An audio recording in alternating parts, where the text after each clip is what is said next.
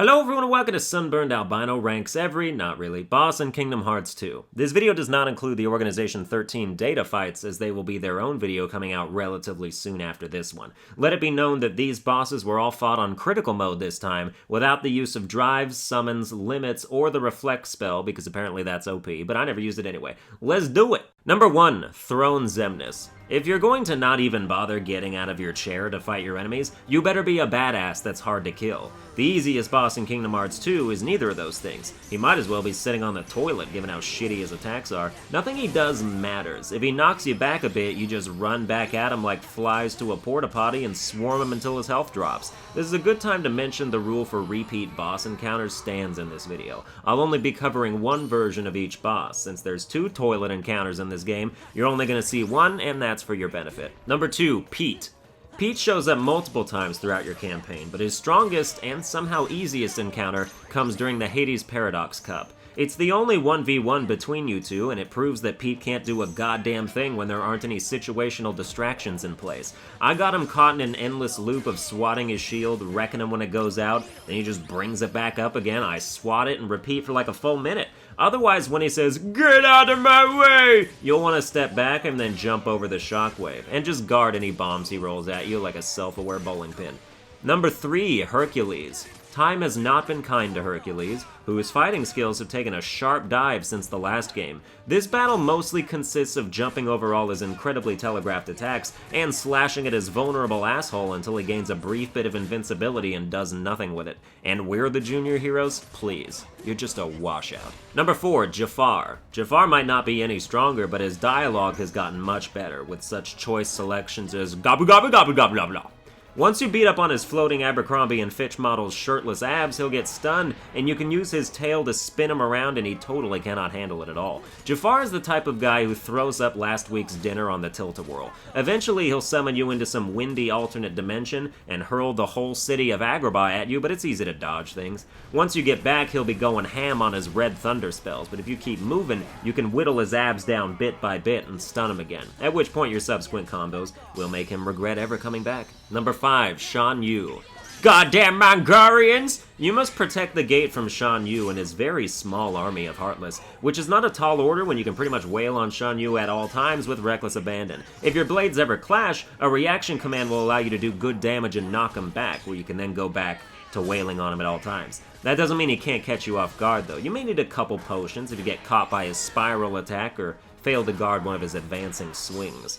Number 6, Fire and Blizzard Lords. The hardest part of these bosses are their hitboxes. I do not understand how enemies that are so fat can be so hard to hit. You'll be dropping combos all day against these guys, even when it looks like you're slicing right through them. At least if they had the bodies of Ethiopian kids, you'd have a more accurate representation of where you can cause damage. Each skinny fat lord has an attack that can be reaction commanded to send them flying into the other one to stun him for a bit. If the Blizzard Lord starts inhaling in front of you, run up and press triangle, and if the Fire Lord starts bouncing around, get under him and press triangle. They only really have one other attack each, so expect to do this a lot. Number 7, Hydra. Have you tried getting up on the Hydra's back? Number 8, Barbossa. I think Jack Sparrow is Sora's dad, and neither of them know it. Just gonna throw that out there. I have legit evidence to suggest it that I might put together in a theory video, but for now I'll just dangle it in front of you like a carrot. Anyway, Barbossa's light-sucking lizard Heartless must be dealt with before you can do any damage to him. Afterwards, Barbossa really just doesn't have many moves, aside from average dash attacks. If he starts to combo you, you can get out of it easily with a reaction command, or just get hit a bunch of times like I do. Once you get it right, though, he's toast. Number 9, Chinese Parade Float. I'm less knowledgeable about what the names of things in Kingdom Hearts 2 are. The Chinese Parade Float is a Chinese parade float that flies around and bursts lightning at you while you're on its back. You can attack its shoulder horns to make it fall to the ground stunned, but if you're doing good damage on its head horns with little resistance, sometimes it's better to just focus on that instead. If you do get knocked off, watch out for the float's low glide attack, because on critical mode that shit can one-shot you at full health if you're too far sideways of the head to initiate the reaction command. After a while, the worm with a Y will condense the playing field and start charging up laser beams that you should really take some steps to avoid. And by taking steps, I mean take a few steps to the right or left is all you need to do. Otherwise, there's not much to finishing the fight and taking home a novelty souvenir. Number 10, Cerberus. KH2 Cerberus might be more excitable and dog-like in this game, but I find him much easier than he used to be. You can mostly just jump up in the middle of his heads and stay high with your Keyblade to block most of his gnashing attacks. Staying airborne helps prevent shockwave damage, and you want to be right in his face most of the time anyway, because you want him to connect with his double head smash, so you can reaction stun him and euthanize him for a few seconds. He'll lay there like a shelter dog nobody adopted who ran out of time for a good while, so go ballistic. Number 11, MCP. Is it Sark or Zark? I forgot. Granted, it's not worth learning the name of a henchman so useless and pathetic that even in giant form he's good for nothing at all. Attacking his legs will make him kneel before you like a jester who told a bad joke trying not to be executed by the king, and then you can make the NFL proud by destroying his fucking head. You can even skip leg day if you run to the end where there's a wall and use a reaction command to dive straight at Zark's fragile cranium. He'd be better off just hanging himself in jail. Ooh, current event savage. Meanwhile, the MCP is just facing you the whole time, waiting to be triangle deleted by you in Tron whenever you bust a panel open while Zark takes a cyber nap. Repeat the processes and show that big beautiful redhead not to mess with users, bitch. Number 12, Leon and Yuffie. The easiest of the Final Fantasy team-ups. Leon and Yuffie are even simpler now because Yuffie doesn't throw shit anymore and Leon is more consistently wide open. I'd say focus on Leon at first and knock him out because your combos will push you far enough away to avoid anything Yuffie tries to do while she's up B sheeking around the stage. All she does is teleport. She doesn't even have a running animation anymore. I'm a bit over-leveled for this fight, but you battle both these characters again in later cups, so I still consider myself well enough informed of their danger potential. Guard any attack by Leon to set up for the kill, then catch the sometimes annoyingly elusive Yuffie with a Thunder Spell to finish her off. Number 13, Hades. I chose the mainline Hades fight because I think it's the hardest, because you don't have Once More yet, and he does have a multi-hit move that can take 90% of your health. Hades makes much better use of his invulnerability than Hercules does, I'll say that. He comes with some improvements over last game, like better melee attacks and a Sephiroth copyright infringement flame pillar. That's the one that'll get you, because I haven't found a way to escape it once you first get hit by him circling you in fire. Otherwise, there's not a lot to worry about as long as you consistently hit him with Hercules' Lucario copyright infringement aura sphere. Number 14, Devourer of Children. Like I said, not good with names. The pause menu says to try using a combination of physical and magical attacks, but I found that to be not necessary at all. The Devourer of Children devours the children to gain new attack properties. You can stop them with a reaction command sometimes if you're close enough, but why bother, right? It's just kids. Eat them. See if I care. Oh no, Lock, Shock, and Barrel are dead. Maybe Halloween Town can live in peace now. So tragic. This is an X-Masher of a fight for sure. There's not really strategy associated. Number 15, Nobody Dragon. Kingdom Hearts 2 has some discrepancy in what should be considered an actual full-fledged boss, and what should be classified merely as an encounter or a mini-thing.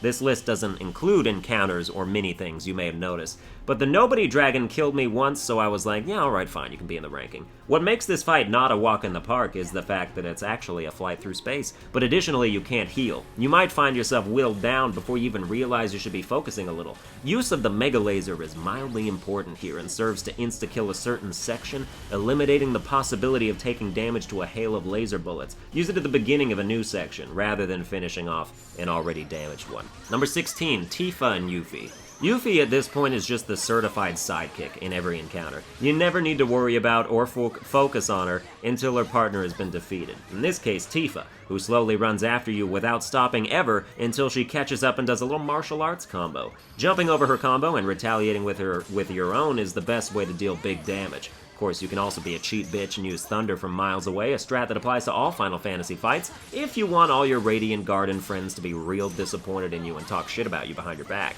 Number 17, Scar. Scar is so evil he can turn Pride Rock into Pride Glass, I guess. I don't know why the floor is see-through. Scar is actually one of the more intimidating bosses in the game. I never know when it's safe to approach him, especially once he starts throwing magic into things. He has a habit of jumping out of your air combo, so don't think you can aerial square spam for massive damage like you've been doing to all the Heartless, ideally. Stick to ground combos, try and maintain distance before rushing in when you see him idle. At one point he channels some supreme dark energy and starts rampaging super fast around in circles, which can be devastating if you don't do some sharp turns to avoid it. Lion form sucks when you can't guard. He's not so bad though. Number 18, Luxord. A lot of people hate this boss, but I kinda like it. If you have good timing, you'll like it. You start off the fight as a dice, which should be the singular and plural name for it, and you must hop around like a fucking idiot until you return to your true self. The goal of the boss is to make the opponent run out of time by hitting them with combos and beating them through their own games. If you lose at the games, you're gonna have a rough time of it. All I can suggest for players with bad timing is to quickly enroll in a music course and acquire some goddamn rhythm. Doesn't mean you'll flawless your way through this fight, but it sure won't hurt. After you take enough time out of Luxord's gauge, he'll unleash his ultimate gamble, where you have to time button presses in all 4 command slots to get circles, and if you do, you'll eat the rest of his bar, where a thunder spell will finish him off. If you fail, I'm not sure what happens, but it's probably unfortunate. Don't fail. That's my well-sought-after advice. Number 19, Hostile Program.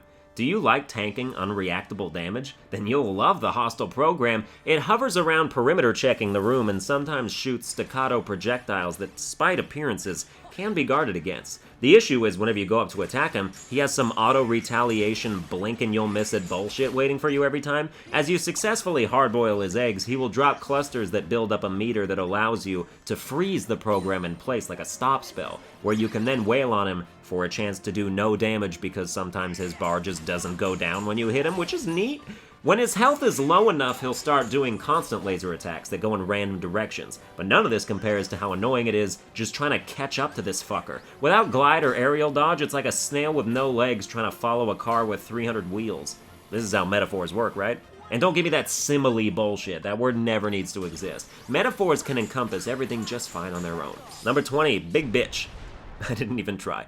If you're like 90% of KH2 players who button mash reaction commands instead of waiting for proper timing, you're gonna wear yourself out here. I know I did. Once you're done running circles around Big Bitch, you can... it's so stupid. You can attack its eyes, and frankly, that's the only thing you should do. You can go up on its back, but the invisible shaman monkey totem up there is confusing as hell, and I just got dizzy as I died one time. Do all your damage to its eyes until it has no health left, then get on its back and finish the primate. Some of you want me to say it again, so Big Bitch.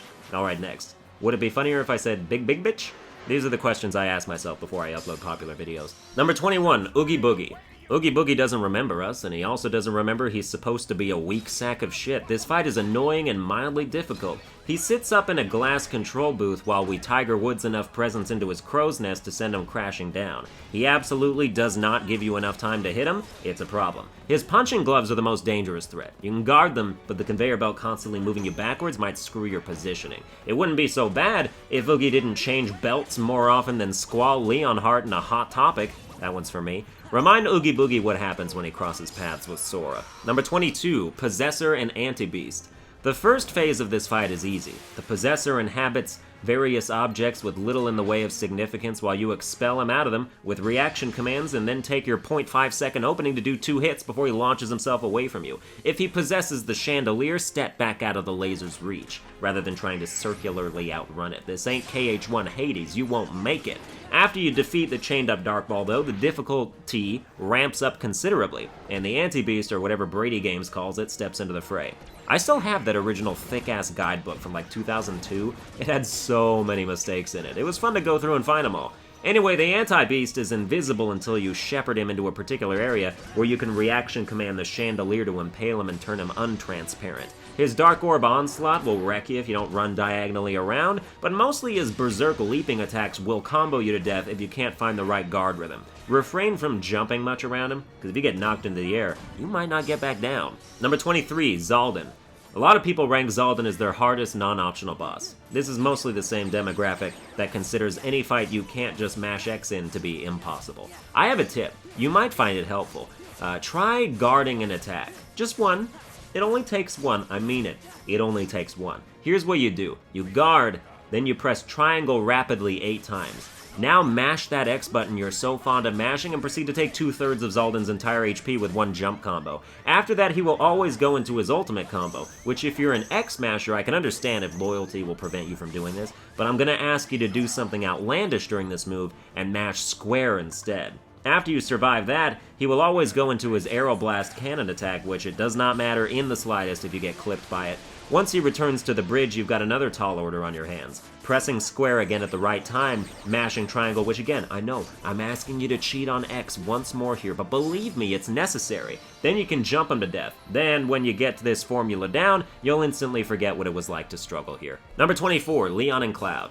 Cloud has been neutered to death in this game. Block one Sonic Blade attack from him, then let loose. Repeat ad nauseum. Leon is Leon. Your closing and attack combo starter won't block Leon's attacks, so do a hard guard instead or just jump around him. Number 25, Tifa and Cloud. This pairing is cute, but that's about it. Cloud will disjointedly Sonic Blade his way over to wherever you are, which can be manipulated to create openings where you can attack Tifa. By the way, get rid of Dodge Slash and Slap Shot and equip Flash Step along with that other chase move. This will allow you to majorly push whoever you're attacking backwards with your combos and stay out of reach of anybody that might be trying to stab you from behind. Knocking bitches in the air too is also good. Number 26, Xemnas 1. This is pretty much the only reaction command where timing matters. When you run up the building, defying gravity, and somehow leap forward by exerting force that's 90 degrees tilted from where it should come from to launch you that way, a reaction command will appear, ignore it. A second will appear, ignore it. Press triangle on the finish command, and you will do almost half health damage to Xemnas, who you can then continue to destroy until he teleports. Whenever he emerges from his dark cocoon, guard first, then try to counter. After a while, he'll start incorporating reflect walls as combo starters. What's purpose is to throw your guard timing off so he can slither into your openings like a sexy, sexy snake. I tool on the X mashers, but I'm a square masher myself, which is almost always helpful, so I have no regrets, as is the case with guarding this particularly long combo from Xemnas. Afterwards, he'll do a shock attack you can dodge, but that's pointless because it starts the next wall running phase you can use to wreck him. Run up there, confuse physicists until you can thunder him to oblivion with your oblivion. Number 27, Xigbar. Well, Barbossa didn't have an eye patch, so I guess somebody had to. Xigbar's guns have very large clips. He does have to reload, which is when you should kick the crap out of him. It would probably help his cause if he didn't shout, "Reload!" whenever he has to reload, but I'll appreciate the cue. If you're a reflect user, this fight is cake, assumedly, but if, like me, you're not, you'll have to be a little scrappier to win. Dodge roll helps avoid a lot of attacks. You can also guard some of his bullets back at him if they come at you from the right angle. Once he starts his ultimate, all bets are off. You'll want to follow behind him as he circles the arena to avoid his LMG teleports, but once he summons his hailstorm of blanket fire, you'll thank your lucky stars you have once more equipped. I have not gleaned a way to fully dodge that attack. I did this without guides to keep it personal. Xigbar doesn't stagger from combos unless he's reloading, so keep that in mind. Number 28, the Experiment. This boss is like if guard armor had a Halloween abortion. Everything it does is janky as fuck and it makes me uncomfortable. I don't have tips for this. You just jump around and launch into combos, and if you get lucky, they'll go off without a hitch. Once the Experiment's head pops off, you're in the danger zone. Stay on the ground and use the kick spring reaction command whenever it spins itself towards you to send it off to another body part and make it reconnect like an estranged family member with a troubled past. This boss terrifies me. Even when it ends up as just a head when everything is killed, I was scared to approach it, for no reason apparently, because you can just walk up and re-abort it at that stage. All it wanted was to feel the joy of Christmas without getting gang raped in an alley. Not everybody can live their dreams. Number 29, Sykes. Dude's got an obsession with the moon, even thinks he can tell it what to do. When he's berserking, you'll want to pick up a stray weapon he leaves lying around the field and weave around his attacks until you can press triangle to do the berserk reaction command, which will knock him out of his berserk state and render him vulnerable. But beware, for he is not defenseless yet. If you want to knock the weapon out of his hand and make him act like a child who dropped their ice cream cone, you'll have to block an attack of his first. Then you can wreck him to your heart's content. Aww. He'll go berserk again, of course, and you'll want to glide around while he's swimming through the ground at you. It's a fun encounter. Number 30, Gold Digger. The Gold Digger Heartless is an asshole this time around. Unlike his first form you fight on the ship that literally just floats there and dies, and definitely would have been the easiest boss in the game if I counted it as even that much. This Gold Digger only takes damage when every medallion is safely seated in the big, prominent, lidless, vulnerable chest in the middle of the arena. Where is the lid? Maybe the curse wouldn't flare up like syphilis every other month if somebody would shut the damn chest and lock it. If the Gold Digger is carrying any medallions, you must attack it with magic to make it drop them, which is complicated because I don't know if this is the PS4 remix or what, but this motherfucker is just randomly invincible for no reason at times, and my thunder spells do nothing. I don't understand it. Without ethers, most of this fight is just sheepishly running away from tornado attacks, and by the time your MP recharges, you need to use it to heal immediately or you'll die. It's a slog. But with enough reaction commands and lucky instances of successfully doing the damage you're supposed to be doing, you'll come away with it. Number 31, Demyx. Dance, water, dance! Demyx is my favorite organization member. When the dance water is dancing, you'll want to hit the band member apparitions to turn them into note apparitions that you should then grab with triangle to do the most widespread area damage you can. But that ain't the problem. The problem is everything else. I spent this playthrough trying to crack down on learning how to guard attacks I didn't previously understand, but when Demyx is drenching you from afar with H2O, there's not a lot that Square can do for you. He brings up seemingly impenetrable geyser walls as he slowly advances toward you, and does charge attacks that leave water trails behind him and negate your guard. Honestly, I can't really help, other than to just say, accept the trial and error nature of this fight, and if something doesn't work, don't do it again. Number 32, Lock Monster. The Lock Monster this early in the game is ridiculous. He takes 90% of your health with every swing of his arms, and the hook bats and gargoyle statues populating the area are capable of killing you all by themselves. To start off, you must kill all the Heartless, while maintaining enough distance from the Lock Monster to not get crushed. Once that's done, learn the timing and guard his arm slams, then take your quick opportunity to attack. When the Lock Monster's spirit leaves the door, go apeshit on it and repeat the process. It sounds simple, and after a while it is, but this is definitely the first boss in the game that makes you think, oh, maybe critical mode was a mistake. I like these Lucky Luckies, but they don't help me if I can't get past the third world. Number 33, Roxas. This was my first major struggle in Kingdom Hearts 2 Critical Mode. Roxas hits like a truck on steroids, and his attack delays and combo escapes are infuriating before you learn him. Once he adds light magic to the mix, you can mildly forget about guarding attacks to throw him off balance, since you'll get pierced first. Hope you leveled up Limit for him to have an acceptable enough dodge roll to stay living, but that's just if you're following my boss rules. You all probably drive form, reflect spammed, invincible limited your way to the top, and congratulations for that, sir. Enjoy your tainted victories. You could make an argument that Roxas is basically a drive form himself, so fine, see if I care. Number 34, Leon, Cloud, Tifa, and Yuffie. What is this, Dark Souls? I didn't sign up to be ganked. Here, I totally don't mind if you just glide around and thunder out of reach of all of them, cause you kinda have to until a couple of them are dead, or else you will get set upon like a plate of spaghetti in front of Lady and the Tramp and you will not like the results. I'd take out Tifa first if you can, and be quick about it so you can focus on Cloud next before he does his homing glide attacks that are faster than your glides. I don't think you can just fly around and dodge. Remember when we first met Leon and he thought we sucked as a Keyblade Master even though we beat his ass in Traverse Town? What's he gonna say after all his friends have fallen around him? Despair, Leon. Fall to your knees, take off your 6 belts, and despair. Number 35, Sephiroth. Sephiroth is drastically simplified in this game. He's still real hard compared to other bosses, of course, but the path to victory is safer and much faster than in Kingdom Hearts 1. You'll start off by pressing triangle, and then you can combo in so much longer than you think you should be able to. Go crazy, knock him into the air at the end of the first combo, start another fucking combo, who's gonna stop you? Beat him to a pulp until he teleports, after which he'll do an upward slash to knock you into the air, which you can dodge, but no son, don't you dare. Get hit by that shit. Then at the right time, do an aerial counterattack and start another damn combo to ruin Sephiroth's whole life. When you get him down a ways in health, he'll start spawning clusters of dark orbs that I never really figured out how to deal with. You can hit them away, but I doubt you'll get all of them before Sephiroth starts his ground combo at you, a move that is easily triple guarded or just jumped over. His Sin Harvest attack, yeah, I called it that again across 2 separate videos despite comment corrections, fight me, is even easier to stop with your enhanced movement abilities. It might seem like I win this fight by pure luck on an accidental deflection, but there's no need to focus too heavily on that. Number 36, Final Xemnas. Final Xemnas is glitched in the PS4 version to where occasionally the reversal reaction command will not appear when it's supposed to, which can lead to many frustrating deaths in critical mode, as you can't afford mistakes of that nature when your health is so fragile. This means that during those sections you have to mash triangle like you have never mashed anything before to avoid getting hit, just to still be hit sometimes. Most of the boss in terms of doing damage to him is nothing to write home about. He'll shoot his little lasers at you and teleport around, but as soon as he says, "We shall go together," you know you're being thrown on the mercy of RNG. And he does it 3 times at least. Eventually Sora will get so wrecked, and you'll take control of Riku, who must close the distance while pushing back Xemnas' clone to rescue Sora. To do this simply, press square for Dark Firaga whenever you see the clone start to approach. Run forward a bit, then do it again till you get there. When you take all of Xemnas' health, you can combo him for an absolute eternity and he will not die, because you're just interrupting his final desperation move, which happens to be the most tense and epic event in all of Kingdom Hearts history. Bravo to whoever thought this up. It gives me chills every time I do it. Do you like deflecting lasers? How about you deflect like a fucking 1,000 lasers, controlling Sora and Riku simultaneously? This has never happened in my 20-year gaming career, but whenever this part of the fight comes up, I'm always like, oh shit, what if I randomly drop my controller or accidentally fling it against the wall? Survive that, and finish him with a Thunder Spell. Number 37, Lingering Will. The most unsurprising hardest boss in Kingdom Hearts 2 is the Lingering Will.